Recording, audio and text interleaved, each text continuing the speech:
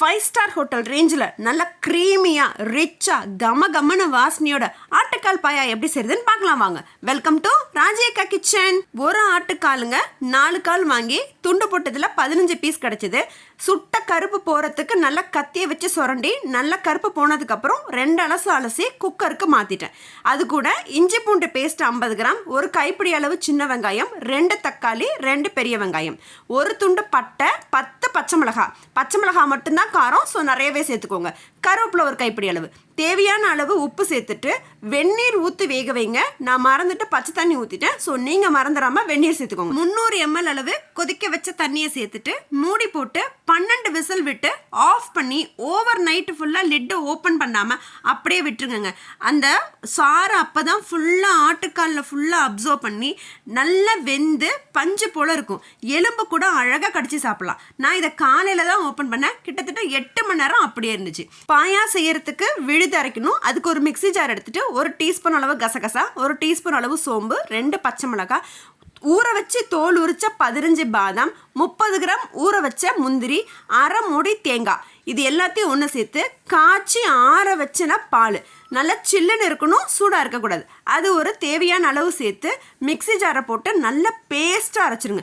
நல்ல மையம் இருக்கணுங்க. இதுதான் நல்ல க்ரீமியான டேஸ்ட்டுக்கு கொடுக்கும். நல்ல ஒயிட் கலரும் இந்த பேஸ்ட் தான் நமக்கு தரும். இப்போ அகலமான நல்ல கனமான எண்ணெய் சட்டியை போட்டுட்டு 3 டீஸ்பூன் அளவு நெய் சேர்த்துட்டு 2 பே லீஃபு, 1 டீஸ்பூன் சோம்பு, 4 கிராம்பு, 4 ஏலக்காய், ஒரு 6 முழு மிளகு, இது எல்லாத்தையும் நல்லா தாளிப்புக்கு சேர்த்துருங்க. நல்லா இது பொரிஞ்சு வந்ததுக்கப்புறம் அரை கட்ட அளவு கொத்தமல்லி, ஒரு கைப்பிடி அளவு புதினா, இதையும் குட்டி குட்டியாக அரிஞ்சு அதையும் நல்லா இந்த எண்ணெய் சட்டியில் அந்த எண்ணெயில் நெய்யில் நல்லா பொரியணும். இந்த புதினா சேர்க்காம விட்டுறாதீங்க. புதினா நல்ல வாசனையை கொடுக்கும், ஈஸியாக டைஜஷனே கொடுக்கும்.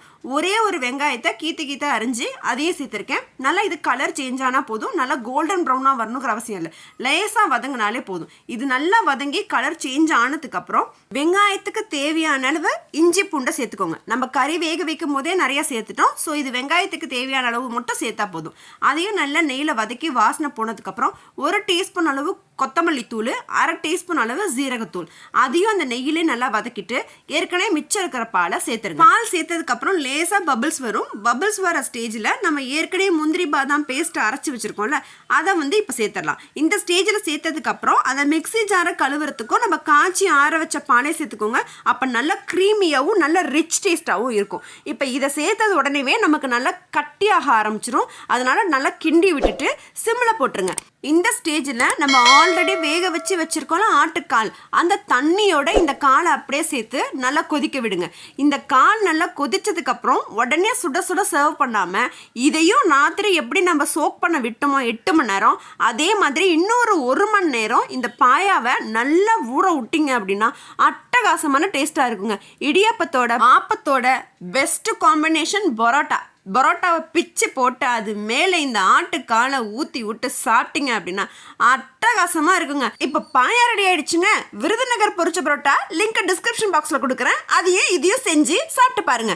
அடுத்தது குழந்தைங்களுக்கு இம்யூனிட்டி பூஸ்டரோட நான் உங்களை எல்லாரையும் மீட் பண்ணுறேன். அது வரைக்கும் டாட்டா. ரெசிபியை ட்ரை பண்ணி பார்த்துட்டு எப்படி இருக்குன்னு கமெண்ட் செக்ஷனில் சொல்லுங்கள்.